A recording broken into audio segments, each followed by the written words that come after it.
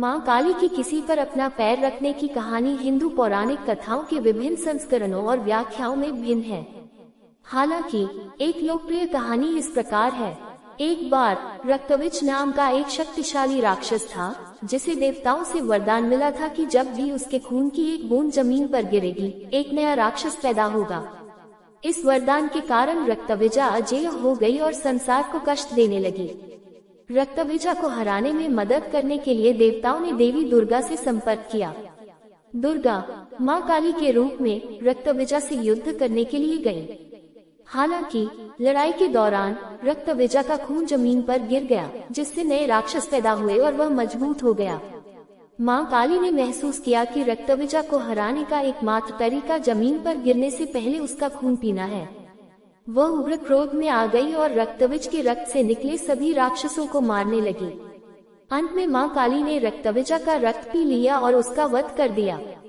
हालांकि वह अभी भी अपने उग्र रूप में थी और दुनिया पर कहर बरपाती रही।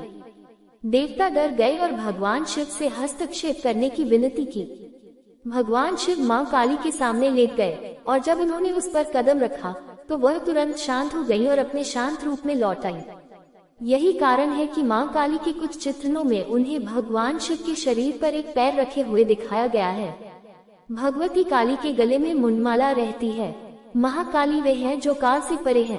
मृत्यु और समय, इन दोनों के लिए ही काल शब्द का प्रयोग किया जाता है, क्योंकि ये दोनों आयाम एक दूसरे से जुड़े हैं। कालिका वे है जो काल को नियंत्रित करती है, अर्थात हमारा जीवन मृत्यु सब उनके हाथ में है। वे परम शक्ति हैं, परम सत्य हैं, इसलिए सब उन्हीं से आता है और सब उन्हीं में मिल जाता है। यानी सभी नश्वर जीव उनमें समा जाते हैं। वे सारी खोपड़ियां इसी बात का प्रतीक हैं। एक होता है लिटरल इंटरप्रिटेशन यानी शाब्दिक अर्थ, और दूसरा सिंबॉलिक इंटरप्रिटेशन यानी प्रतीकात्मक अर्थ। एज इट इज सुनेंगे तो महाकाली के विषय में बोला जाता है कि वे दुष्टों का संहार करके उनके सिर की माला बनाकर पहन लेती हैं। अब जब गहराई में आप काली को जानेंगे तो आपको पता चलेगा कि उस मुंडमाला का हिस्सा सब बनते हैं। मैं ये नहीं कह रहा कि महाकाली एक एक प्राणी के पास आकर उनका सिर काट कर माला बनाती है। मेरे कहने का अर्थ है कि जब वे हमारे प्राण लेती हैं, यानी जब व्यक्ति का देहांत होता है, तब वो उनमें विलीन होता है। तब सारी नश्वरता समाप्त होती है और व्यक्ति मोक्ष प्राप्त करता है। उन्हीं की इच्छा से हम जीवित रहते हैं और उन्हीं की इच्छा से मृत्यु को प्राप्त होते हैं। इस दुनिया में कोई कुछ लेकर नहीं आता और कुछ लेकर नहीं जाता। अंत में बनना तो उसी मुंडमाला का हिस्सा है जिसे वे परमेश्वरी काली धारण करती हैं। माँ काली ने रक्तबीज का वध कैसे किया था? रक्तबीज एक ऐसा दानव था जिसे यह वरदान था कि जब जब उसके लहू की बूंद इस धरती पर गिरेगी, तब तब हर बूंद से एक नया रक्तबीज जन्म ले लेगा, जो बल, शरीर और रूप से मुख्य रक्तबीज के समान ही होगा। अतः जब भी इस दानव को अस्त्रों शस्त्रों से मारने की कोशिश की जाती, उसके लहू की बूंदों से अनेकों रक्तबीज पुनः जीवित हो जाते। रक्तबीज दैत्यराज शुंभ और निशुंभ का मुख्य सेनानायक था और उनकी सेना का माँ भगवती के विरुद्ध प्रतिनिधित्व कर रहा था।